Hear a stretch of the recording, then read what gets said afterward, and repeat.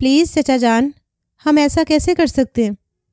کیسے امان بھائی سے منگنی کر لیں جبکہ ہمارا بچپن میں نکاح ہو چکا ہے؟ معصوم سی اینی نے نم آنکھوں سے اپنے چچا جان سے پوچھا۔ کیسا نکاح بیٹا؟ بچپن کے نکاح کی کوئی ویلیو نہیں ہوتی، اور وہ تو بس ایک ڈرامہ تھا۔ حقیقت میں ایسا کچھ نہیں ہوا تھا۔ آپ کو جتنا بتایا گیا آپ کو بس وہی یاد ہے، جبکہ حقیقت اس کے برعکس ہے جو میں جانتا ہوں۔ اسد صاحب نے اینی کو بہت پیار سے سمجھایا۔ چچا جان، مما نے کہا تھا کہ وہ… جھوٹ بولا تھا تمہاری مما نے بیٹا، سب جھوٹ تھا۔ اور خود سوچئے، اگر ایسا ہوتا تو کیا آپ کے ننیال والے اب تک آپ سے دور رہتے؟ ایک دن بھی آ کے انہوں نے پوچھا آپ کس حال میں ہیں، کیسے جی رہے ہیں، کہاں ہیں؟ نہیں نا، پھر کیوں اس رشتے کو سوچ رہی ہیں جس کا کوئی وجود نہیں، اور اپنے باپ جیسے چچا جان کو ناراض کر رہی ہو؟ اب کی بار انہوں نے اسے ایموشنل بلیک میل کیا۔ ارے چچا جان، آپ کا دل دکھانے کا تو ہم سوچ بھی نہیں سکتے۔ آپ ہمارے بڑے ہیں، آپ جیسا کہیں گے ہم ویسا ہی کریں گے۔ وہ ان کے پاس گھٹنوں کے بل بیٹھتے ان کے ہاتھ تھامتے بولی تو وہ اس کے سر پہ دستے شفقت رکھ گئے، جبکہ دل میں اب بہت مطمئن تھے۔ اینی ابھی 17 سال اور کچھ ماہ کی تھی، اور جب تک وہ 18 کی ہو نہیں جاتی تھی پاور آف اٹرنی اسد صاحب کے پاس تھی۔ 18 کا ہوتے ہی پاور آف اٹرنی اینی کو مل جانی تھی، اور شادی ہوتے ہی سب کچھ اس کے شوہر کا ہو جاتا، اور ایسا وہ ہرگز نہیں ہونے دینا چاہتے تھے۔ اتنے بڑے بزنس امپائر کو انہوں نے پچھلے 11 سال سے سنبھالا ہوا تھا۔ بس وہ انتظار میں تھے کہ کب اینی 18 کی ہو اور وہ فیضان سے اس کی منگنی کر دیں۔ اس وقت وہ ترکی میں موجود اپنے لیگژری اپارٹمنٹ میں تھے، جہاں پچھلے 11 سال سے انہوں نے اینی کو رکھا ہوا تھا۔ پاکستان سے دور، سب رشتوں سے دور، زندگی کی ہر سہولت اسے میسر تھی سوائے اپنوں کے۔ اکثر وہ اس اکیلے پن سے خوف کھا جاتی، لیکن مس نور جہان اس کی زندگی کا سب سے بڑا چمکتا ستارہ تھی، جو اس کے ساتھ اس کے گھر میں رہتی تھی۔ ان کی وجہ سے وہ بولتی تھی، ہنستی تھی، مسکراتی تھی، زندگی کو جی لیتی تھی۔ اور کالج میں اس کی دوست تھی رینا، جو بنگال سے آئی تھی۔ وہ سانولی سی لڑکی اینی کی بیسٹ فرینڈ تھی۔ باقی رشتے کے نام پہ اس کے پاس صرف ایک چچا جان تھے، جو مہینے میں ایک بار آ کے اس سے مل جاتے، اور اکثر تو کئی مہینے گزر جاتے۔ آج وہ اس سے اپنے بیٹے امان سے رشتہ طے کرنے کا بول کے گئے تھے۔ وہ اداس سی ہو گئی تھی۔ اس نے امان کو نہیں دیکھا تھا، نہ کبھی وہ یہاں آیا تھا۔ اسے تو بس یہی یاد تھا کہ اس کا نکاح بچپن میں اس کے ماموزاد سے ہوا تھا۔ وہ تو اس کا نام بھی نہیں جانتی تھی، نہ ہی اس کے پاس اس نکاح کا کوئی ثبوت تھا۔ وہ گہرا سانس بھرتی اٹھ بیٹھی۔ چچا جان ٹھیک کہتے ہیں، بچپن کے نکاح کی کوئی ویلیو نہیں ہوتی۔ چچا جان ہی ہمارے بڑے ہیں، یقیناً جو بھی ہمارے لیے وہ فیصلہ لیں گے وہی بہتر ہوگا۔ اینی خود کو مطمئن کرتے آنکھیں موند گئی۔ نہیں جانتی تھی کہ آنے والے وقت میں اسے کتنی کڑی آزمائش کا سامنا کرنا پڑے گا۔ آپ ایسا ہرگز نہیں کریں گے امان، میں آپ کو اس بات کی اجازت کبھی نہیں دوں گی۔ زرمش نے کرب سے کہتے امان کو دیکھا۔ تم مجھے روکو گی؟ اتنا حق کب دیا ہے تمہیں کہ میرے معاملات میں دخل اندازی کرو؟ وہ سرد لہجے میں بولا۔ امان، بھولیے مت، بیوی ہوں آپ کی، اور آپ کی بچی کی ماں بھی ہوں۔ وہ آنسو پونجھتے ضبط کے کڑے مراحل سے گزر رہی تھی۔ تو کیا تمہیں حق مل گیا؟ وہ دانت کچکچا کے بولا۔ ایک بات میری کان کھول کے سن لو زرمش، میں اپنے بابا کے لیے کچھ بھی کر سکتا ہوں، اپنی جان بھی دے سکتا ہوں، سمجھی تم؟ وہ اسے بازو سے پکڑ کے جھنجھوڑتے ہوئے بولا۔ پر آپ تو میری جان لے رہے ہیں امان، وہ بے بسی کی مورت بنی کھڑی بول رہی تھی۔ امان اس کے چہرے پہ رقم درد کو دیکھتا اب کی بار نرمی سے اس کی جانب بڑھا۔ دیکھو زرمش، میں صرف بابا کی خوشی کی خاطر یہ سب کر رہا ہوں، لیکن میں وعدہ کرتا ہوں تمہاری اور رزینی کی حق تلفی کبھی نہیں کروں گا۔ جو مقام تمہارا ہے وہ تمہارا ہی رہے گا۔ وہ اس کا چہرہ تھامے بولا۔ مجھے نہیں چاہیے کوئی مقام۔ زرمش نے غصے سے اس کے ہاتھوں کو پرے جھٹکا، جس پہ مان نے لب بھینچے غصے سے اسے دیکھا۔ مجھے صرف آپ چاہیے امان، میں آپ کو نہیں بانٹ سکتی۔ وہ اس کے سینے سے شرٹ کو مٹھیوں میں دبوچے ضبط کے آخری مراحل میں تھی۔ تمہیں کچھ بھی سمجھانا بیکار ہے۔ وہ غصے سے اس کے ہاتھ جھٹکتا پیچھے ہٹتا کمرے سے نکل گیا، جبکہ زرمش پیچھے روتی رہ گئی۔ وہ کیا کرتی اسے کچھ سمجھ نہیں آ رہا تھا۔ اس کی شادی کو ابھی وہ مشکل 1.5 سال ہوا تھا اور امان اب دوسری شادی کرنے جا رہا تھا۔ وہ جو کبھی اس سے محبت کا دعوے دار تھا، آج باپ کا نام لے کے مجبوری کا رونا روتا وہ شادی کرنے جا رہا تھا۔ زرمش تڑپتی تو کیا نہ کرتی، ابھی چند ماہ پہلے اس کی بیٹی کی پیدائش ہوئی تھی۔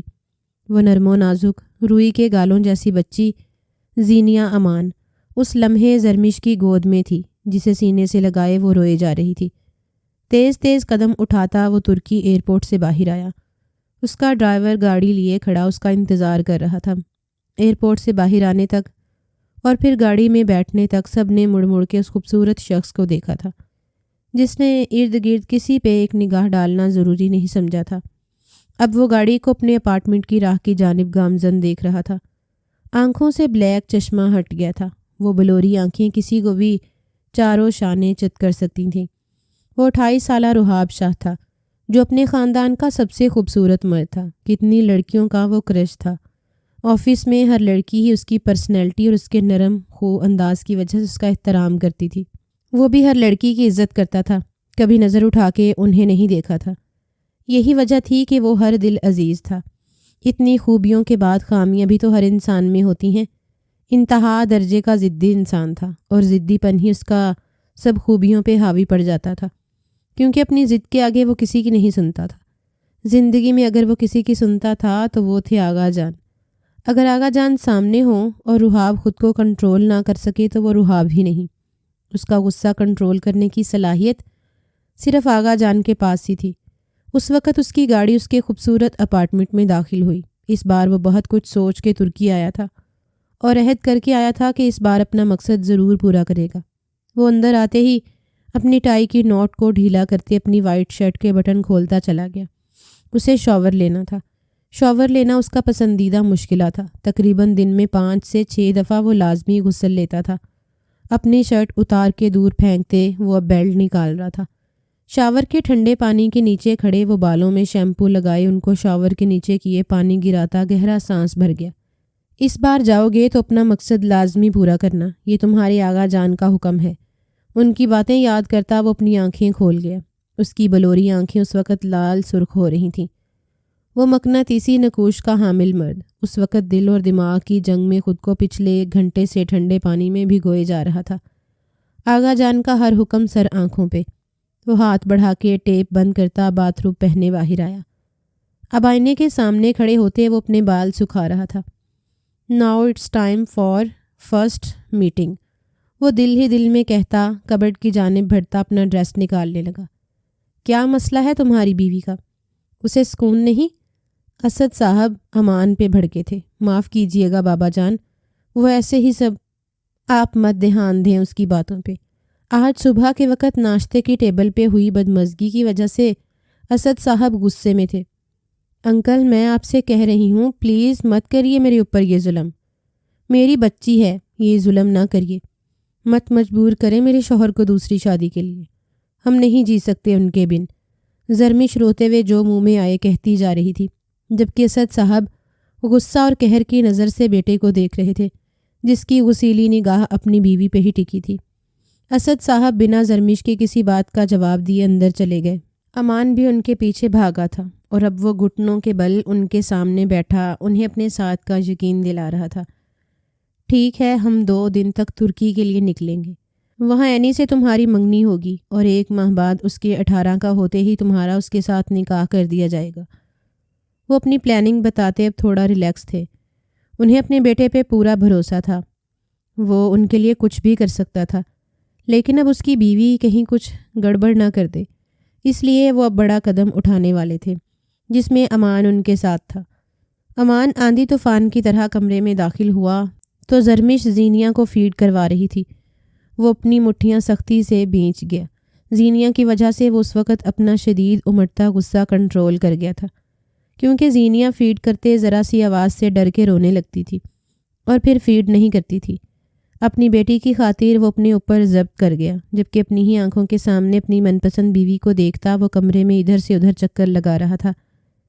زرمش بیک گراؤنڈ سے ٹیک لگاتے زینیہ کو فیڈ کرواتے آنکھیں موندے ہوئے تھی۔ اس کا کھلتا چہرہ اس وقت مرجھایا ہوا تھا، کہیں بھی گلابی پن نہیں جھلک رہا تھا۔ بلکہ اس کے چہرے پہ زردیاں کھلی ہوئی تھیں۔ وہ کب کی بیمار لگ رہی تھی۔ لگ ہی نہیں رہا تھا یہ وہی زرمش ہے جس سے امان نے شادی کی تھی۔ امان کو ایک پل کو اس کی حالت دیکھتے دل پسیجا۔ وہ کافی دنوں سے دیکھ رہا تھا، اس نے کھانا پینا بھی کم کر دیا تھا، بس برائے نام کھاتی تھی۔ وہ بھی شاید زینیا کو فیڈ نہ کرانا ہو تو کبھی نہ کھاتی، کیونکہ ان دنوں اسے اپنا ہوش ہی نہ تھا۔ وہ ہر وقت بس روتی رہتی۔ اس کی آنکھیں ہر وقت امان کو التجا کرتی ہوئی محسوس ہوتی۔ وہ آنکھیں میچے اس وقت زینیا کو فیڈ کرواتے نیند کی آغوش میں چلی گئی تھی۔ کئی راتوں سے وہ سوئی نہیں تھی۔ ساری رات وہ کھلی آنکھوں سے کمرے کی چھت کو گھورتی رہتی تھی۔ اس کا دل بے چین ہوتا تو وہ ٹھنڈ کی بھی پرواہ کیے بنا بالکونی میں چلی جاتی۔ سرد ہواؤں کو اپنے جسم پہ پڑتا محسوس کرتے وہ مزید بلک اٹھتی۔ یہ سوچیں کہ امان بہت جلد اپنی راتیں کسی اور کے ساتھ بتائے گا۔ اسے سانپ کی طرح اندر ہی اندر ڈس رہی تھیں۔ وہ مرنے والی ہو جاتی، لیکن کوئی بھی اس کے دکھ کا مداوع کرنے والا نہیں تھا۔ وہ امان سے کہہ کہہ کے تھک چکی تھی۔ بالآخر آج مجبور ہو کے اس نے اسد صاحب کے آگے ہاتھ پھیلا دیے، جو اس کی بات پہ اسے قہر برساتی نگاہوں سے دیکھتے اٹھ کے چلے گئے۔ وہ نیم غنودگی میں جاتے جاتے کمرے میں امان کا آنا محسوس کر چکی تھی، لیکن اس کی ہمت نہیں ہوئی تھی کہ آنکھیں کھول کے اسے دیکھ لیتی۔ وہ اس وقت ہوش و حواس میں تھی ہی کہاں۔ اس کی ہمت مفقود ہو چکی تھی اور زینیا سے پہلے وہ نیند کی آغوش میں چلی گئی۔ امان ڈریسنگ روم سے تیار ہوتا باہر نکلا تو زرمش کو اسی انداز میں بیٹھے دیکھ وہ ٹھٹکا، جبکہ زینیا اس کی گود میں لیٹے لیٹے سو چکی تھی۔ اس کے ننھے ننھے ہونٹوں پہ دودھ کی بوند چمک رہی تھی۔ امان زرمش کی لاپرواہی پہ بیچو تاب کھاتا رہ گیا۔ آگے بڑھ کے زینیا کو اس کی گود سے لیتے بہت ہی آرام سے کاٹ میں لٹایا۔ پلٹ کے زرمش کے پاس آیا جو آنکھیں بند کیے بے سود پڑی تھی۔ اس کی شرٹ کو نیچے کی طرف کرتا امان نے اس کا سر تکیے پہ رکھا، اس پہ اچھی طرح کمفرٹر دیتا اس کے چہرے کو بے اختیار ہی دیکھتا چلا گیا۔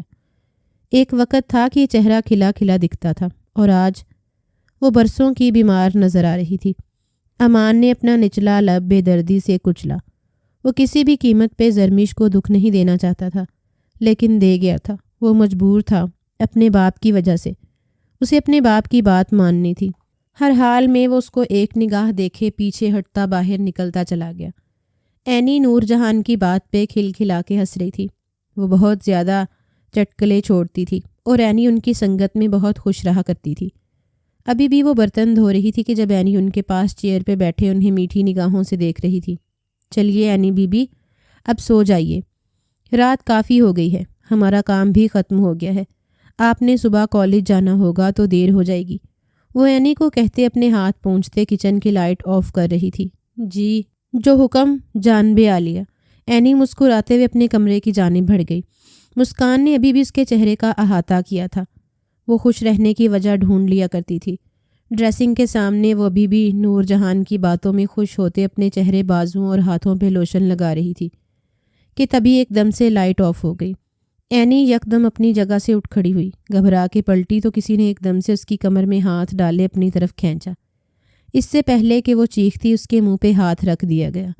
وہ اپنی بڑی بڑی آنکھیں پھیلا کے اپنے اتنے قریب موجود اس ہستی کو دیکھنے کی کوشش کر رہی تھی۔ وہ اتنی سخت سیکیورٹی میں بھی اس کے کمرے تک پہنچ گیا تھا۔ کچھ دیر تو وہ پینک ہوتی ہاتھ پیر چلاتی رہی، لیکن مقابل کی سخت گرفت میں وہ ہل بھی نہیں پا رہی تھی۔ تھک ہار کے اپنی مزاحمت ترک کرتے وہ اب ڈر کے بالکل ساکن کھڑی ہو گئی۔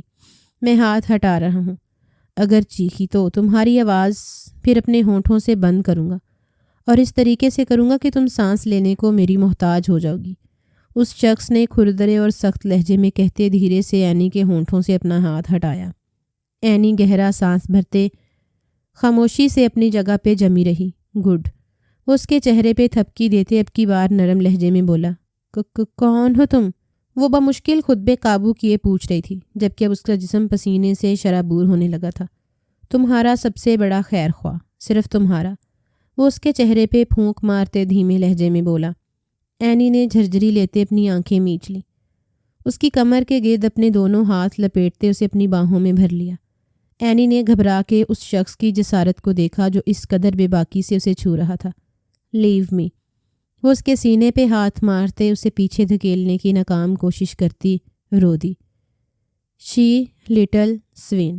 آواز نہ نکلے ورنہ رحاب شاہ کا تم وہ روپ دیکھو گی جسے سہنے کی تم میں طاقت نہیں۔ وہ اس کے لبوں پہ انگلی رکھتے اسے سرد لہجے میں سرگوشی کرتے چپ کرا گیا۔ ہم شکایت کریں گے آپ کی چچا جان سے، وہ آپ کو پولیس کے حوالے کر دیں گے۔ اپنی تئیں وہ اسے اب دھمکی دیتے ڈرانا چاہ رہی تھی۔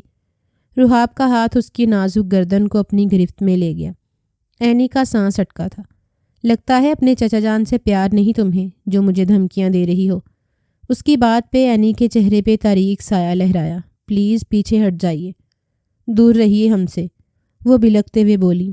دوری کی کوئی وجہ نہیں ہے، اس لیے رونا بند کرو، کچھ نہیں کر رہا تمہیں۔ رحاب اس کے یوں رونے سے الجھا تھا، لیکن اینی مزید ہچکیوں سے رونے لگی۔ تمہیں پیار کی زبان سمجھ میں نہیں آتی؟ وہ پھر سے اس کے گلے کے گرد ہاتھ کی گرفت سخت کرتے اس کا سانس روک گیا۔ سانس لو لٹل سوین۔ وہ اس کے سانس روک لینے پہ اس کے چہرے پہ اپنی گرم سانسیں بکھیرتا اس کے پسینے چھڑوا گیا تھا۔ ہمیں آپ سے ڈر لگ رہا ہے، وہ دھیرے سے ٹوٹے لفظوں میں بولی۔ ڈرنا بھی چاہیے، کیونکہ میں بہت خطرناک ہوں، اور اگر تم نے میرے بارے میں کسی سے کچھ بھی کہا تو میں تمہارے چچا جان کی جان اپنے ہاتھوں سے لوں گا۔ I swear it. اسے دھمکی مت سمجھنا، کیونکہ پہلی ملاقات میں رحاب شاہ کو تم ابھی سمجھ نہیں پائی۔ ہر روز ملاقاتوں کا سلسلہ جب شروع ہوگا تو جان جاؤ گی۔ اس کے جسم سے آتی تیز پرفیوم کی خوشبو اینی کو اپنے نتھنوں میں گھستی محسوس ہوئی۔ تیز خوشبو سے اس کو چکر آنے لگے تھے۔ پلیز دور۔ وہ بے دہانی میں اسے دونوں بازو اس کے سینے پہ جمائے اسے پھر سے غصہ دلا گئی۔ ایک بار کی کہی بات تمہیں سمجھ نہیں آتی؟ اب اگر تم نے مجھے پیچھے دھکیلا تو تمہاری نازگی کا لحاظ کیے بنا تم سے یہیں کھڑے کھڑے اپنا حق لے لوں گا۔ وہ سرد آواز میں گھرایا تھا۔ اینی نے بمشکل آنکھیں کھولے اس کی بات سنی۔ آپ کا پرفیوم بہت تیز، وہ کہتے ہوئے اس کے سینے پہ ہی سر گرا گئی۔ اپنی نازک سی سوین کو ہوش و حواس کھوتا دیکھ وہ اسے اپنی باہوں میں سمیٹ گیا۔ اس کا پھولوں جیسا نازک بدن اپنی باہوں میں اٹھائے مزید اوپر کو اچھال کے سینے سے لگاتے وہ اس کا چہرہ اپنے چہرے سے قریب تر کر گیا۔ اتنی نازک ہو تم، میرے آنے والے وقتوں میں کیا ہوگا؟ وہ اسے بہت آرام سے بستر پہ لٹاتا خود ہی اس کے ساتھ لیٹ گیا۔ دھیرے سے کمفرٹر کھول کے خود پہ اور اس پہ لیا۔ اسے اپنی باہوں میں سختی سے دبوچے وہ اپنی آنکھیں میچ گیا۔ اس وقت اس نازک وجود کو اپنی باہوں میں لپیٹے وہ پسینے سے شرابور ہونے لگا تھا۔ پہلی بار کسی نسوانی وجود کو اپنے سینے سے لگایا تھا۔ وہ بہت بار ترکی آ چکا تھا اور اینی کو وہ اچھے سے فالو بھی کر رہا تھا، یہاں تک کہ اس نے اس کے کمرے میں کیمرہ بھی لگوایا ہوا تھا، بلکہ پورے گھر میں جگہ جگہ اسپائی کیمراز نصب تھے۔ وہ ایک دن بھی اس سے غفلت نہیں برتتا تھا۔ ترکی نہیں ہوتا تب بھی اس کے ارد گرد 2 سیکیورٹی گارڈ گھر سے نکلتے اور واپس گھر جانے تک اس کی حفاظت کرتے تھے۔ وہ اس کے معاملے میں بہت زیادہ حساس ہو رہا تھا۔ وہ کم سن تھی اور نہیں چاہتا تھا کہ اس کی کم سنی کا کوئی فائدہ اٹھائے، اور خوبصورت تو وہ رج کے تھی، لیکن اس کے نازک نین نقش اور اس کا نازک سراپا کسی کی نظر میں بھی آتا تو رحاب شاہ اسے موت کی نیند سلا دیتا۔ وہ دھیرے سے کھسمسائی تھی اور خود کو کسی مضبوط حصار میں محسوس کرتے وہ دل و جان سے کانپی۔ پیچھے ہٹتے سر اٹھا کے اسے دیکھنے لگی۔ اس کی خوشبو پھر سے اس کے گرد پھیلنے لگی تو اس بار اینی نے اس کی شرٹ کو مٹھیوں میں دبوچتے دانت پیسے۔ دور ہٹیے ہم سے، ورنہ ہم آپ کی جان لے لیں گے۔ رحاب کی بات پہ دبا دبا چلائی۔ اگر تم نے اس امان اسد سے منگنی کی یا اس نے تمہیں رنگ پہنانے کے لیے تمہارا ہاتھ چھوا تو تمہارے ہاتھ بھی توڑ دوں گا، اور اس کے بھی۔ اس سے بھی زیادہ غسیلی اور سرد آواز میں کہتا وہ اسے جھٹکے سے چھوڑتا پیچھے ہٹا۔ آپ کون ہوتے ہیں ہمیں روکنے والے؟ اینی کو اس کا دھونس جمانے والا انداز زہر لگتا تھا۔ تو وہ وقت آنے پہ سب بتاؤں گا کہ میں کون ہوں اور تم پہ کتنا حق رکھتا ہوں۔ ابھی جتنا کہا ہے اتنا کرو، ورنہ انجام کی ذمہ دار تم خود ہوگی۔ وہ ماتھے پہ بل ڈالے بولتا کھڑکی سے باہر جمپ لگا گیا تھا۔ اینی نے گھبرا کے کھڑکی سے باہر دیکھا تو کوئی بھی نہیں تھا۔ وہ چھلاوے کی طرح غائب ہوا تھا۔ اینی نے پیچھے ہوتے جھٹ سے ونڈو بند کی۔ یا اللہ، یہ کون تھا؟ اسے تو ہمارے بارے میں سب پتہ ہے، ہمارا نام بھی۔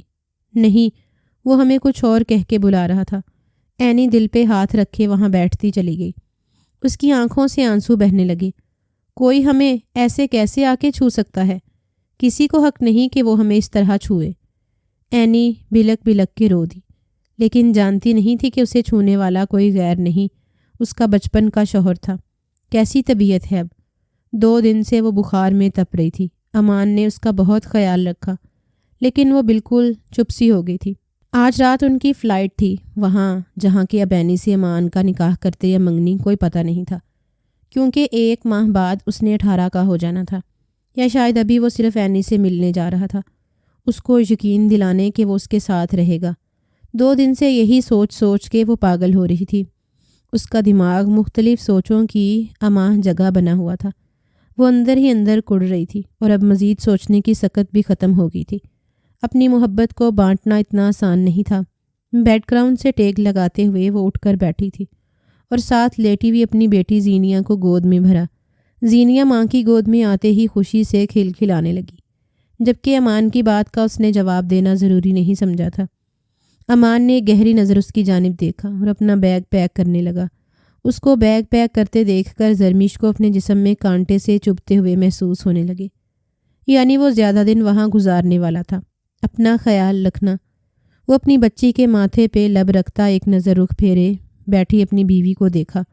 امان کا دل چاہا کہ وہ اس کے ماتھے پہ بھی محبت کی مہر ثبت کرے، لیکن وہ اس قدر سنجیدگی سے بیٹھی ہوئی تھی کہ شاید امان اسے کچھ کہتا تو وہ بھڑک جاتی، اس لیے خاموشی سے پیچھے ہٹتا اپنا بیگ اٹھاتے وہ باہر نکل گیا۔ اس کے نکلتے ہی زرمیش نے رخ پھیر کر دروازے کی جانب دیکھا۔ آنسو خود بخود اس کے کانوں پہ بہنے لگے تو فائنلی وہ اسے چھوڑ گیا۔ سب کچھ ہوگا لیکن محبت اب نہیں ہوگی۔ اس نے آنکھیں بند کرتے ہوئے اپنے اندر کے درد کو اندر رکھتے ہی ایک گہری ہچکی بھری تھی۔ امان اسد، میں آپ کو زندگی بھر اس عمل کے لیے معاف نہیں کروں گی، اپنی آخری سانس تک، اور آپ زندگی بھر اس عمل کے لیے پچھتائیں گے، بہت پچھتائیں گے۔ وہ اپنی بیٹی کو اپنے سینے میں بینچتے ہوئے ضبط کے کڑے مراحل سے گزر رہی تھی۔ تم صرف میری ہو، اگر تم نے کسی اور کا نام بھی اپنی زبان پہ لایا تو تمہاری زبان کاٹ پھینکوں گا۔ اپنے جذبات اور احساسات اور اپنے جسم کی حفاظت کرنا جو صرف اور صرف رحاب شاہ کا ہے، اس بات کو کبھی مت بھولنا۔ وہ گھرایا تھا۔ ہم آپ کے نہیں ہیں، ہم آپ کو جانتے تک نہیں۔ جس دن جان جاؤ گی اس دن جان سے جاؤ گی، دور رہیے ہم سے۔ اینی نے اس کا ہاتھ پرے کیا کہ اگلے پل وہ اس کی گردن کو دبوچ گیا۔ اینی یکدم ایک بہت برے خواب سے گھبراتے ہوئے جاگی۔ اسے ایسا لگ رہا تھا جیسے ابھی بھی وہ اس خواب کے زیر اثر ہو، رحاب شاہ اس کے ارد گرد موجود ہو۔ اس نے پورے کمرے کی جانب نگاہ دوڑائی، لیکن وہاں کوئی نہیں تھا۔ شکر کا گہرا سانس بھرتے ہوئے اس نے ساتھ ٹیبل پہ پڑے جگ سے پانی گلاس میں انڈھیلا۔ ابھی اس نے گلاس کو منہ ہی لگایا تھا کہ اپنے سامنے رحاب شاہ کو کھڑے دیکھ کر اس کے منہ سے پانی باہر نکلا۔ اسے لگا یہ اس کا وہم ہے، رحاب شاہ پھر سے اس کے کمرے میں موجود تھا، اور آج تو دن کا وقت تھا، وہ کیسے یہاں آ سکتا تھا؟ کیا ہوا؟ خواب میں بھی مجھے ہی دیکھ رہی تھی؟ اس کے ماتھے پہ چمکتی پسینے کی بوندیں دیکھتے ہوئے بولا، آپ کیوں بار بار یہاں آ جاتے ہیں؟ پلیز جائیے یہاں سے۔ وہ شخص جیسے ہی اس کے قریب آتا اینی کے حواس سلب ہونے لگتے۔ جانے اس کے اندر ایسی کون سی مقناطیسی طاقت تھی کہ نہ چاہتے ہوئے بھی اینی اس کی طرف کھینچی چلی جا رہی تھی۔ اب سے 1 گھنٹے بعد ہم دونوں کا نکاح ہے، اس لیے خاموشی سے میرے ساتھ چلو اور نکاح کرو۔ ہم آپ کے ساتھ کوئی نکاح نہیں کریں گے، پلیز جائیے یہاں سے۔ اگر تم نے انکار کیا تو اس انکار کی قیمت تمہارے پیارے چچا جان کو اٹھانی پڑے گی، جو آج رات کی فلائٹ سے ترکی آ رہے ہیں۔ لیکن وہ یہاں پہنچیں گے نہیں، وہ اور ان کا بیٹا دونوں سیدھا اوپر اللہ کے پاس جائیں گے، اور اگر ان کی جان کی سلامتی چاہتی ہو تو جیسا کہہ رہا ہوں چپ چاپ کرو۔ اینی اس سے بہت بری طرح خوف کھا گئی تھی، اور پھر نہ چاہتے ہوئے بھی وہ اس شخص کے ساتھ جا کے نکاح کر آئی۔ کسی نے بھی اس سے کوئی انفارمیشن نہیں لی تھی، بس قبول ہے کہتے ہی نکاح ڈن ہوا، اور وہ اسے واپس چھوڑتے گھر آ گیا۔ آپ نے کیوں کیا یہ سب؟ اینی نے روتے ہوئے پوچھا۔ کیونکہ مجھے تم پہ بھروسہ نہیں، تم نکاح کے اوپر بھی نکاح کر لیتی۔ کون سا نکاح؟ وہ حیران ہوئی۔ بچپن کا نکاح، جو شاید نہیں یقیناً تم بھول گئی ہو، کیونکہ تم تو میرا نام بھی بھول گئی ہو، تو نکاح کیا یاد ہوتا؟ اس لیے دوبارہ نکاح کر کے اسے تازہ کیا ہے، تاکہ تم اب پکا یاد رکھو۔ آپ ماموں کے بیٹے ہیں؟ اینی نے حیرت سے اسے دیکھتے پوچھا۔ چلو شکر ہے تمہیں یاد آیا۔ وہ اس کی طرف گہری نگاہ سے دیکھنے لگا۔ تو آپ نے ہمیں پہلے کیوں نہیں بتایا؟ وہ آنکھوں میں آنسو لیے بولی۔ اس سے کیا ہوتا؟ وہ اسٹیئرنگ پہ ہاتھوں کو مضبوطی سے رکھے سامنے ونڈ اسکرین کے پار دیکھنے لگا۔ اینی نے اس کے ہاتھوں کی جانب دیکھا۔ اس کی سبز رنگ کی نسیں ابھری ہوئی تھیں۔ اینی اس کو دیکھتے دل میں گدگدی سی پیدا ہوئی، محسوس کر رہی تھی۔ ہم نے کبھی بھی آپ کے علاوہ کسی کو نہیں سوچا۔ آپ ہی بھول گئے، ماموں بھول گئے، کوئی بھی تو نہیں تھا ہمارے پاس۔ وہ سر جھکائے گود میں ہاتھ رکھے آنسو بہاتے بولی، کیا ہمیں یہاں بتا کے آئی تھیں؟ تمہارے چچا نے تمہیں یہاں نظر بند رکھا، کیوں؟ پوچھا کبھی اپنے چچا جان سے؟ وہ ماتھے پہ بل ڈالے غصے سے بولا، اب بھی تو ہمیں ڈھونڈا ہی ہے نا، تو پہلے ڈھونڈ لیتے، آ جاتے ہمارے پاس۔ وہ بے دہانی میں روانی سے کہتی چلی گئی، کیوں مس کر رہی تھی مجھے؟ اب وہ اس کی طرف مکمل گھوما۔ اینی کی پلکیں لرزیں۔ آپ ایک بار آتے تو؟ وہ اس کی جانب دیکھتے اتنی معصوم ایکٹ سے بولی کہ رحاب کا دل اس کی طرف ہمکنے لگا۔ اب آ گیا ہوں تو بتاؤ نا کتنا مس کیا؟ وہ اس کے قریب ذرا سا جھکتے پوچھ رہا تھا۔ آپ ہمیں اندر جانے دینا؟ وہ سر جھکائے بولی تو رحاب نے اس کے سر کے پیچھے ہاتھ ڈالے، اسے اپنے قریب کرتے اس کا چہرہ اپنے چہرے کے قریب جھکایا۔ اینی کا دل سکڑ کے پسلیوں سے ٹکرایا۔ مجھے اب بھولنے کی کوشش کی تو اس طرح روح میں سماؤں گا کہ پھر کبھی بھلا نہیں پاؤ گی۔ وہ اس کے نرم و نازک لبوں سے اپنے ہونٹوں کو مس کرتے گمبھیر لہجے میں بولا۔ اینی تو کچھ بول ہی نہ پائی۔ ہم اندر جائیں؟ وہ گھبرائے ہوئے بولی، جاؤ، اور یاد رکھنا تمہارے چچا آج رات پہنچ جائیں گے اور تم سے منگنی کرنے کا کہیں گے۔ یاد رکھنا تمہارے ہاتھ کی انگلی کو میں توڑ کے رکھ دوں گا۔ وہ جنونی انداز میں بولا۔ اس کی ہاتھ کی انگلیوں کو اپنے ہاتھ میں الجھاتا وہ اسے بری طرح ڈرا رہا تھا، لیکن اگلے ہی پل اس کے ہاتھ کی پشت پہ لب رکھتے وہ آنکھیں میچ گیا۔ وہ کس قدر اس کے لیے اپنا لمس نچھاور کر رہا تھا کہ اینی کی آنکھیں بھیگنے لگیں۔ وہ اسے گھر چھوڑتا خود پاکستان کے لیے نکل گیا، کیونکہ اسے گھر سے کال آئی تھی۔ آغا جان کی اچانک طبیعت خراب ہو گئی تھی۔ وہ ICU میں تھے، جبکہ وہ باہر کھڑا اللہ سے دعا گو تھا۔ آج ہی وہ آغا جی کی خواہش پہ اس سے نکاح کر کے آیا تھا، اور پھر اچانک ہی ان کی طبیعت خراب ہو گئی۔ پہلی فلائٹ لے کے وہ پاکستان پہنچا۔ آغا جان کے لیے تو وہ مر مٹنے والا بندہ تھا، اور انہیں ہاسپٹل میں ICU میں دیکھتا وہ مرنے والا ہی ہوا تھا۔ ڈاکٹر باہر آئے تو وہ ان کی جانب لپکا، میرے آغا جی۔ وہ کرب سے پوچھ رہا تھا، پہلے سے کنڈیشن بہتر ہے شاہ صاحب، لیکن اب ان کی کیئر کی بہت زیادہ ضرورت ہے۔ ان کی منشا کی زیادہ فکر کریں، کیونکہ اب ان کا دل اور کمزور ہو چکا ہے۔ ڈاکٹر شاہزیب نے رحاب شاہ کو تفصیل دیتے کہا۔ ابھی وہ ان سے ملنے کی پرمیشن نہیں دے رہے تھے، لیکن وہ رحاب مطمئن تھا کہ اب ان کی جان خطرے سے باہر ہے، پر ابھی بھی وہ ان کو لے کے کافی پریشان تھا۔ رحاب بیٹا، تھوڑی دیر کے لیے گھر چلے جاؤ، تم سیدھا ایئرپورٹ سے ادھر آ گئے۔ جاوید شاہ نے بیٹے کے کندھے پہ ہاتھ رکھتے کہا، نہیں بابا سائیں، ایک بار آغا جان سے مل لوں پھر ہی گھر جاؤں گا۔ اس کے لہجے میں بے انتہا پریشانی تھی۔ وہ کیسی ہے؟ انہوں نے اپنی بھانجی کا پوچھا۔ ان کے لہجے میں بے انتہا محبت تھی۔ ٹھیک ہے بابا سائیں، وہ سر جھکائے بولا۔ اچانک سے وہ نازک سراپے والی لڑکی اس کی آنکھوں میں آ سمائی۔ نکاح ہو گیا، کوئی مسئلہ تو نہیں کریٹ کیا؟ وہ دھیرے سے پوچھ رہے تھے۔ رحاب نے چہرہ اٹھا کے ان کی جانب دیکھا۔ بابا وہ تو بہت معصوم ہے اور انتہائی ڈرپوک، ذرا سا ڈرانے پہ وہ چپ چاپ نکاح کر گئی۔ رحاب نے گہرا سانس بھرتے سر جھٹکا، جبکہ جاوید شاہ نے ایک نظر رحاب کو دیکھا جو شاید اس بات کے لیے ناخوش تھا۔ اس نے نکاح کرنا ہی تھا رحاب؟ جاوید شاہ نے اپنی بات پہ زور دیا۔ بابا سائیں، کیا کوئی بھی اسے بندوق سے ڈرائے گا تو کیا وہ نکاح کر لے گی؟ کیوں؟ اسے یاد نہیں؟ لیکن احساس تو ہونا چاہیے تھا نا۔ اتنی چھوٹی تو نہیں تھی نکاح کے وقت، 7 سال کی تھی، اسے کیوں نہیں احساس؟ اسے میرا نام تک یاد نہیں، نکاح کیا یاد ہونا؟ وہ بدظن ہو رہا تھا۔ جاوید شاہ نے بہت مشکل سے خود پہ ضبط کیے اسے دیکھا۔ وہ سب جانتی تھی، رحاب اسے سب یاد ہے۔ وہ ایک لمحے کو نہیں بھولی، نہ تمہیں نہ اپنے نکاح کو۔ جاوید شاہ کی بات پہ رحاب نے ان کی جانب حیرانی اور یقینی سے دیکھا۔ تم پچھلے 5 سال سے اس کی حفاظت کر رہے ہو تو میں پورے 10 سال سے اس سے رابطے میں ہوں۔ جاوید شاہ کی بات پہ رحاب تو گھنگ ہی رہ گیا۔ وہ میری بھانجی ہے، میری جان، اس سے کیسے بے خبر رہ سکتا تھا میں؟ آپ نے مجھ سے یہ بات کیوں چھپائی؟ وہ شکوہ کناں انداز میں بولا۔ یہ ہم ماموں بھانجی کا مسئلہ ہے اور ہم ایک دوسرے کے سیکرٹ رکھتے ہیں، وہ فخر سے بولے۔ بہت غلط بات ہے۔ اس نے تو ذرا سا بھی ظاہر نہیں ہونے دیا۔ رحاب کے چہرے کو ایک چھوٹی سی مسکان نے چھوا۔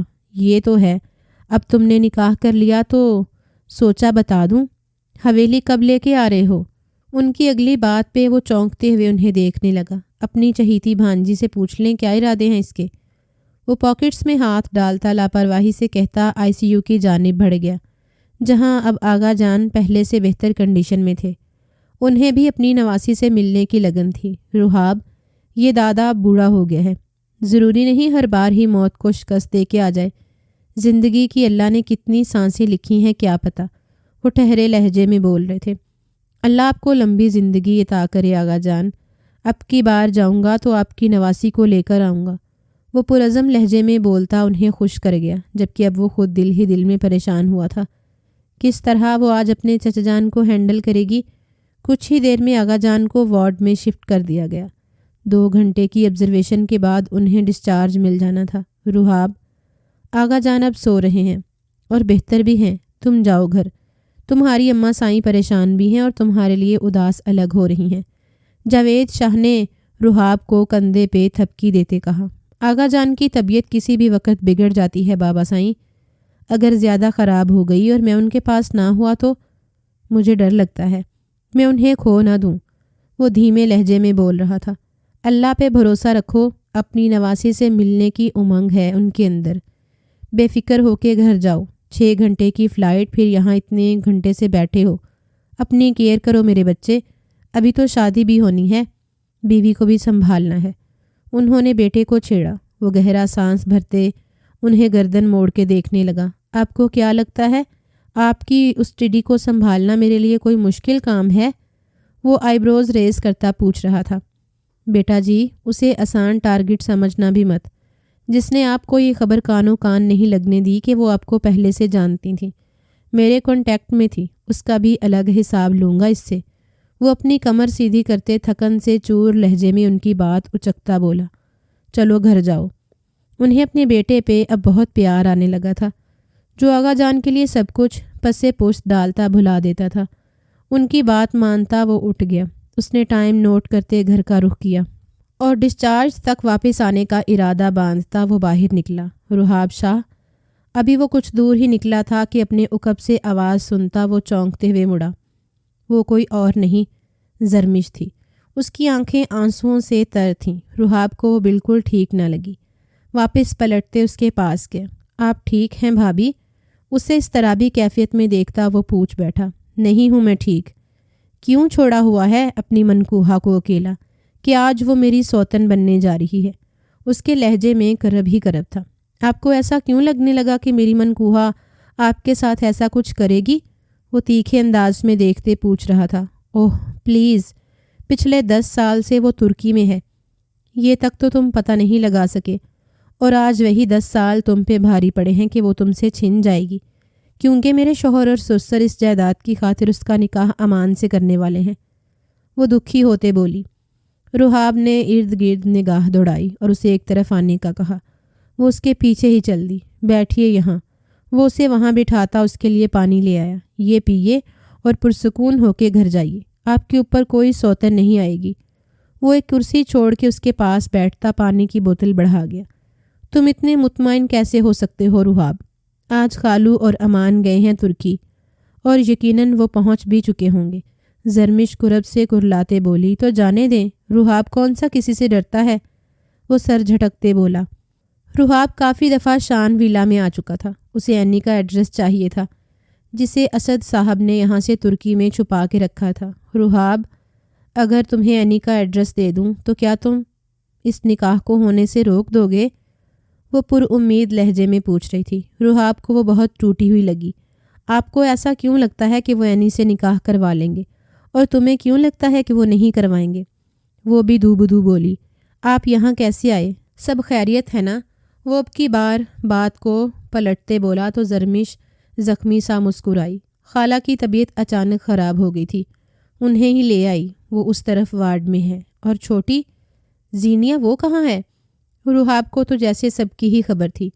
وہ ساتھ پڑوس کے خالہ کے حوالے کر کے آئی ہوں۔ رحاب میری بات کا جواب نہیں دیا۔ وہ اسے واپس اسی بات کی طرف لائیں۔ کل تک مل جائیں گے، آئیے خالہ سے مل لوں۔ وہ اٹھتے ہوئے وارڈ کی جانب بڑھا تو زرمش بھی اس کے پیچھے ہو لی۔ اور پھر رحاب کی بات سچ نکلی۔ واقعی اگلے دن امان اور اسد صاحب واپس لوٹ آئے۔ ان کے ساتھ سرخ و سفید رنگت والی نازک سی گڑیا بھی تھی۔ وہ کم سن لڑکی زرمش کو بہت معصوم لگی، لیکن امان کا سوچتے اس کا دل پتھر ہونے لگا تھا، بلکہ بہت برا ہوا، کیونکہ اسے یہی بتایا گیا تھا کہ اینی ترکی میں ہی رہے گی۔ نکاح کے بعد بھی اس نکاح کی ویلیو صرف جائیداد تک ہے، اس سے زیادہ نہیں۔ باقی وقت اور حالات کو دیکھ کے فیصلہ کیا جائے گا۔ پھر وہ اسے شان ولا کیسے لا سکتے تھے؟ وہ کمرے میں مسلسل ادھر سے ادھر چکر لگاتے بیچوں تاب کھا رہی تھی۔ اس کا بس نہیں چل رہا تھا کہ وہ یہاں سے خود کہیں چلی جائے یا اس لڑکی کو کہیں بھیج دے۔ امان اندر داخل ہوا تو وہ زخمی انداز میں اسے دیکھتے اس کے قریب آئی۔ ہر بات سے مکر گئے ہیں آپ امان، اور مجھے پتا ہے مزید آگے بھی آپ اپنی کسی بات کا مان نہیں رکھیں گے، تو بتا دیں کب خالی کرنا ہے کمرہ، کیونکہ سیج سجانی ہوگی نا اب آپ نے اپنی کمسن دلہن کے لیے۔ وہ بری طرح تپی ہوئی تھی، اس کا لب و لہجہ بھی کافی بدتمیزی لیے ہوئے تھا۔ امان نے اسے گھورتے ہوئے ایک طرف کرتے کبڈ کی جانب قدم بڑھائے تو وہ مزید تپ گئی۔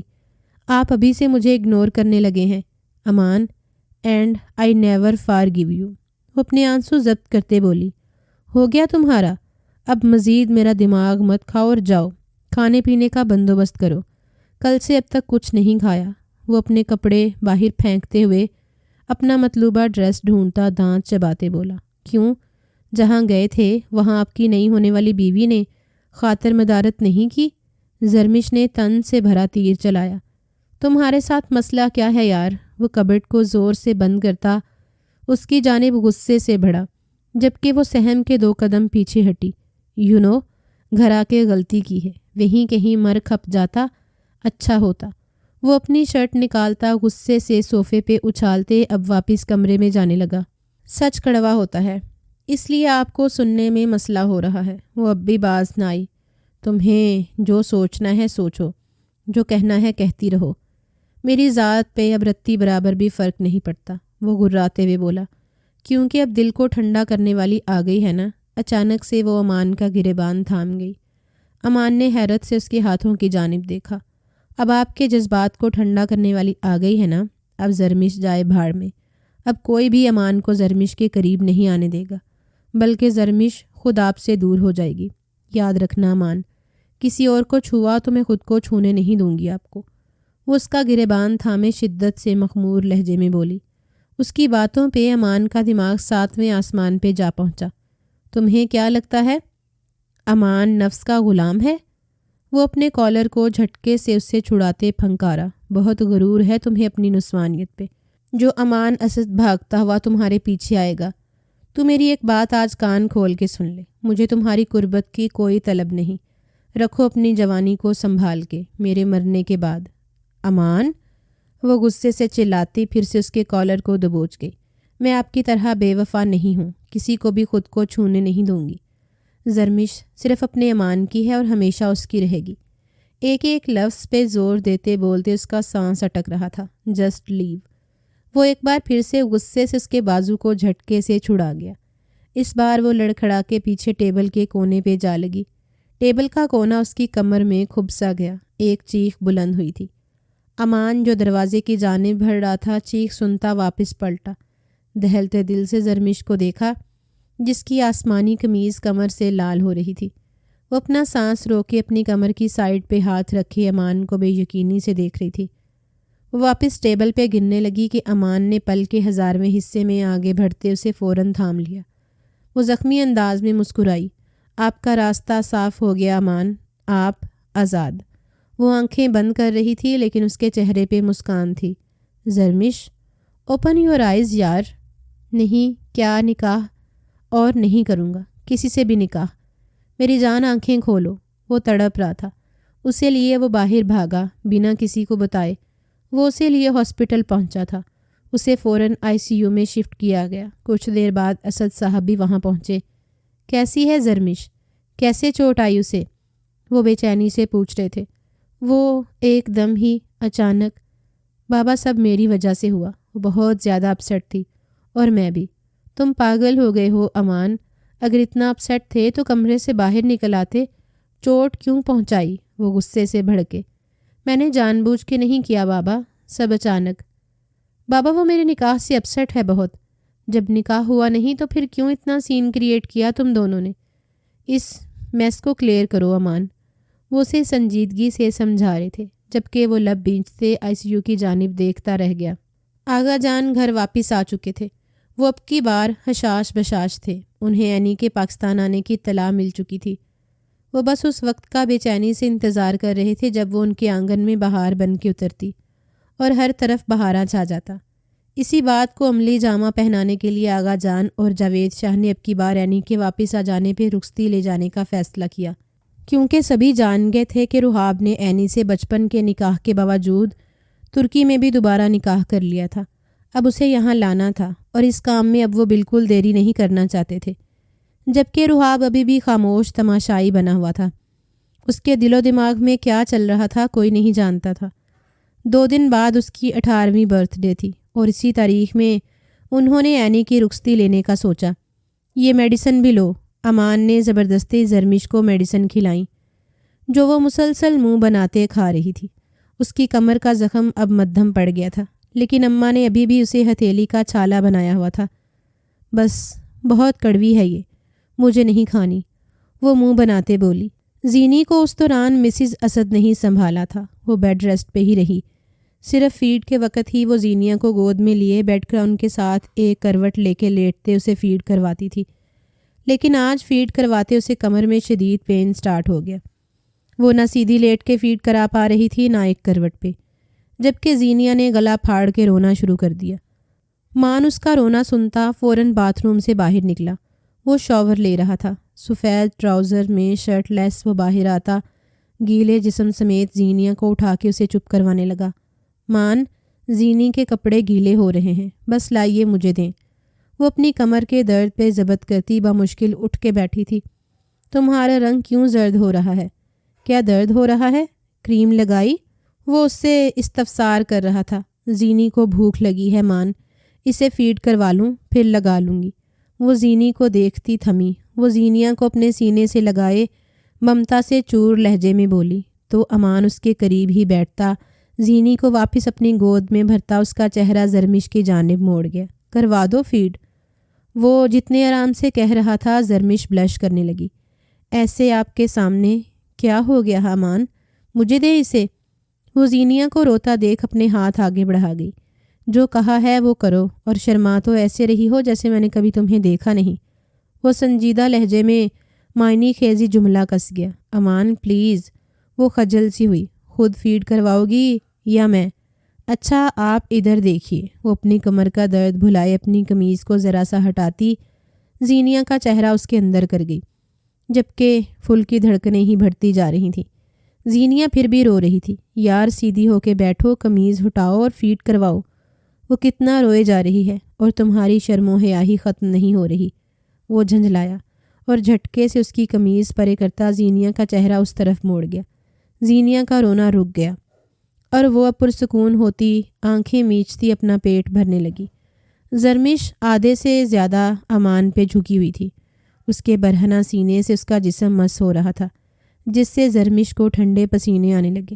بے اختیار نظر اس کے 6 پیک پہ گئی تو دل میں گھنٹیاں سی بجیں. کتنے دنوں سے وہ ایک دوسرے سے ناراض تھے، لڑ رہے تھے، ایک دوسرے کی قربت کا سکون حاصل نہیں کر پائے تھے. زرمش کا دل بہت بری طرح مچلا. اپنے لبوں کو دانتوں تلے کچلتے اس نے اپنے جذبات کی روش بہکنے سے روک لی. اپنے لبوں کو آزادی بخشو زرمش، ورنہ میں نے اگر کاٹا نا تو ساری رات تمہاری سسکیاں کمرے میں گونجتی رہیں گی. زرمش کی چیخ بلند ہوئی. کیا ہوا؟ امان نے گھبرا کے اسے دیکھا. ابھی تو میں نے کاٹا بھی نہیں تھا اور تمہاری چیخ.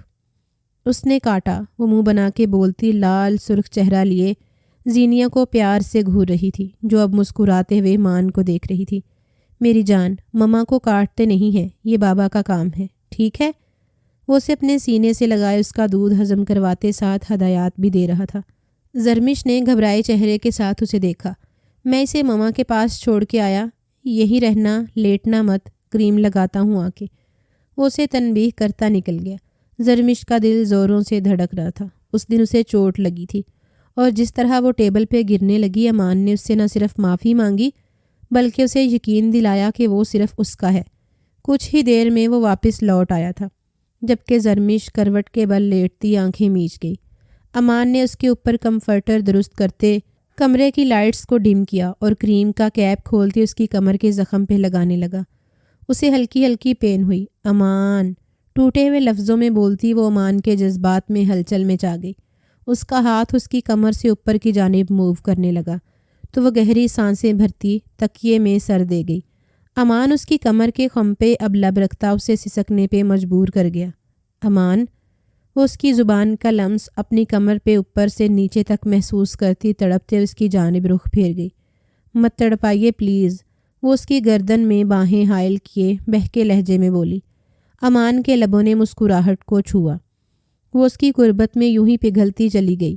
یہ اس کے عشق کی انتہا تھی کہ آج تک اس نے قربت کے لمحات کی نہیں کی تھی۔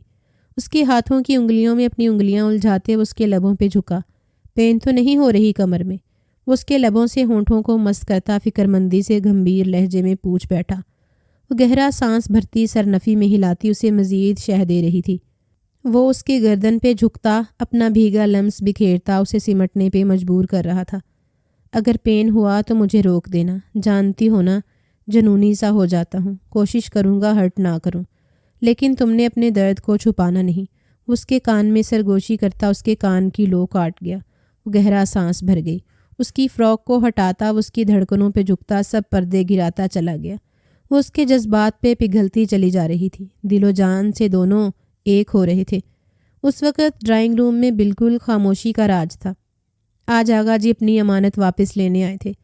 وہ پردے کی اوٹ سے ان سب کو دیکھ رہی تھی۔ اس کا جی چاہا بھاگ کے اپنے نانا کے گلے لگ جائے۔ ان کے لمس میں وہ اپنی ماں کو پا لیتی۔ دوسری طرف اس کے ماموں براجمان تھے، جو ہر پل ہر لمحہ اس کے ساتھ رابطے میں رہے تھے، اس کا ساتھ دیتے رہے اور اس کے 18 کا ہونے کا ویٹ کرنے کا کہتے اسے سب کچھ ٹھیک ہونے کی تسلی دیتے رہے۔ اور آج ان کی تسلیاں واقعی رنگ لائیں تھیں۔ ایک نگاہ اس کے سامنے بیٹھے خوبرو شخص پہ اٹھی جو صرف اس کا تھا۔ اس کی مقناطیسی آنکھیں اس وقت اسد صاحب کو ہی دیکھ رہی تھیں، جبکہ امان کی نگاہ بھی اب باپ پہ تھی۔ اینی نے اپنی نگاہوں کا رخ بھی اسد صاحب کی جانب کیا تو کچھ دن پہلے ترکی میں ہوئی ان سے ملاقات یاد آ گئی، جب وہ ترکی اس کا امان کے ساتھ نکاح کروانے والے تھے۔ تب اس نے اپنے لیے سٹینڈ لیا تھا۔ چچا جان، ہم جانتے ہیں کہ آپ ہم سے حد سے زیادہ پیار کرتے ہیں، لیکن چچا جان، آپ کو گھر، ہماری جائیداد لینی ہے تو آپ مجھے وہ کاغذات دیں، ہم سائن کر دیں گے، لیکن یہ نکاح کے اوپر نکاح جیسا گناہ نہیں کر سکتے۔ وہ روئی تھی اور پھر وہ اپنے چچا جان کو احساس دلا ہی گئی کہ وہ غلط ہے۔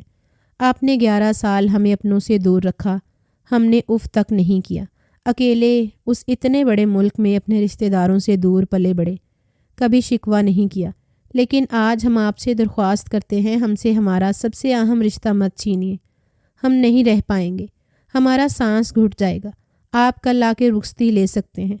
اچانک سے اسد صاحب نے اپنی رضامندی دے دی تو پہلے تو سب کے چہروں پہ حیرانگی رقصہ ہوئی، لیکن اگلے ہی لمحے ہر طرف خوشی کی لہر دوڑ گئی۔ مجھے اپنی بھتیجی کی خوشی سے بڑھ کے کچھ نہیں۔ زرمش بیٹا، اینی کو بلا کے لاؤ، وہ اپنے سگے رشتہ داروں سے ملے۔ اللہ نے ان کے دل سے مہر ہٹا دی تھی، بے شک اللہ ہی سب کو ہدایت دینے والا تھا۔ اینی نے باہر آتے سیدھا اپنے آغا جان کے پاس جاتے ان کے سینے سے لگی۔ وہ روتی چلی گئی۔ بس میرے بچے، اللہ صبر کا پھل ضرور دیتا ہے، اور میرے بچے نے تو بہت صبر سے کام لیا ہے۔ انہوں نے اس کا سر اوپر اٹھاتے اس کے ماتھے پہ محبت سے بوسہ دیا تو وہ پھر سے ان کے سینے میں منہ چھپا گئی۔ اینی بچے، اپنے ماموں سے نہیں ملو گی؟ جاوید شاہ کی بات پہ وہ ان کی طرف مڑتی ان کے سینے سے بھی جا لگی۔ وہ روتے ہوئے مسکرا بھی رہی تھی۔ عذرا ممانی بھی اس کا سر چومتی اسے ساتھ لگا گئی، جبکہ کن اکھیوں سے رحاب کو دیکھنا نہ بھولی، جو گہری نگاہوں سے انہیں ہی دیکھ رہا تھا۔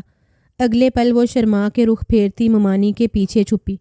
وہ کمرے میں داخل ہوا تو اینی دلہن بنی اس کی سیج سجائے بیٹھی تھی۔ گھونگھٹ سے اس کا آدھا چہرہ دکھائی دے رہا تھا، جس میں اس کی تھوڑی اور اس کا نچلا لب رحاب کو بری طرح ٹھٹکا گیا۔ ذرا سا اس کے قریب ہوتا وہ بنا کچھ کہے اس کے نچلے لب کی جھلک دیکھتا اس کو اپنے ہونٹوں میں رکھے کھینچ گیا۔ اینی کا تو سانس ہی رک گیا۔ رحاب نے تو اس کا گھونگھٹ ہٹانے کی بھی ضرورت محسوس نہیں کی تھی۔ اس کے سر کے پیچھے ہاتھ رکھے اس کے بلائی لب کو بھی اپنے ہونٹوں میں لیتا بہت نرمی سے اس پہ اپنا لمس بکھیرتا پل میں بہکا تھا۔ اس کی سانسوں کو رفتہ رفتہ پیتے وہ اپنی شیروانی کے بٹن بھی کھولتا، اسے ایک طرف کرتا اس کا گھونگھٹ ہٹا گیا جو بے انتہا لال ہوئی تھی۔ پورے جسم کا خون سمٹ کے چہرے پہ آن ٹھہرا تھا۔ رحاب کو برہنہ ہوتا دیکھ وہ اپنی دونوں آنکھوں پہ ہاتھ رکھ گئی۔ اس نے تو سنا تھا دلہا شادی کی پہلی رات کمرے میں آتے ہی دلہن کو سلام کرتا ہے، پھر اسے منہ دکھائی دیتا ہے، اچھی اچھی باتیں کرتا ہے، اس کو بہت محبت سے پہلے ماتھے پہ بوسہ دیتا ہے، پھر اس کی اجازت طلب کرتے آگے کی پیش قدمی کرتا ہے۔ لیکن یہاں تو ایسا کچھ بھی نہیں ہوا تھا۔ رحاب نے سیدھا اس کے ہونٹوں پہ اٹیک کیا تھا، اور اب وہ اپنی بے باکی سے لائٹس کو آف کرتا فیری لائٹس کو آن کر گیا، اور اگلے ہی پل وہ اس کے قریب ہوتا بیڈ گراؤنڈ کے ساتھ ٹیک لگاتے اسے اپنی گود میں بٹھا گیا۔ اینی کا دل دہک سے رہ گیا، دھیرے سے آنکھیں کھولیں تو گہرا سانس بھرا۔ اس نے صرف شرٹ ہی اتاری تھی، اور رحاب اس کے چہرے کے تاثرات کو دیکھتا مخصوص ہوتا سائڈ ڈرار میں سے ایک پیکٹ نکالتے اسے کھولنے لگا۔ کیس میں سے ایک چین نکالتے اس کے گلے میں پہنا دی۔ دوسری چین بہت ہی نرم اور نازک تھی۔ وہ حیرانی سے اسے دیکھنے لگی، جو اس کی گردن کے پاس جھکتے اس کی شاہ رخ کو اپنے ہونٹوں میں دبا گیا۔ اجازت ہے میری جان؟ وہ کتنے مزے سے اتنا سب کچھ کر کے اب اجازت لے رہا تھا۔ اینی نے خفگی سے اسے دیکھا، جس پہ رحاب کا کہکا بلند ہوا۔ وہ دھیرے دھیرے اس کی جیولری اور بھاری لہنگے سے آزاد کرنے لگا۔ وہ شرما کے اس کے سینے میں چھپی۔ یار یہ تو پہنانے دو۔ وہ اس کا سر اوپر کر کے مسکینی صورت بناتے کہنے لگا، کہاں پہنائیں گے یہ؟ اور یہ ہے کیا؟ وہ بھی تھوڑا ایکسائٹیڈ ہوتی پوچھنے لگی۔ ہٹو میں پہناتا ہوں تو تمہیں پتہ چل جائے گا۔ وہ اسے گود سے تھوڑا سا اوپر کرتے اس کی دھڑکنوں کو اپنے لبوں پہ فوکس کرتا اس کی بیلی کے گرد باہیں پھیلائے اسے بیلی چین پہنا گیا۔ وہ اس کے ہاتھوں کے کھردرے لمس پہ تھوک نگلتی اسے چھوٹے چھوٹے سانس لیتی سر جھکائے دیکھنے لگی، جو اسے مزید اوپر کرتا اس کی بیلی چین پہ انگلیاں پھیرتے اس پہ لب رکھ گیا۔ اینی نے سختی سے اپنی آنکھیں میچ لیں۔ اس کا نرم لمس اب شدت اختیار کرتا اس کی سسکیاں بلند کر گیا۔ اسے واپس گود میں بٹھاتا وہ اس کی دھڑکنوں کو اپنے لمس سے مہکاتا اسے بستر پہ گراتا اس پہ حاوی ہوا۔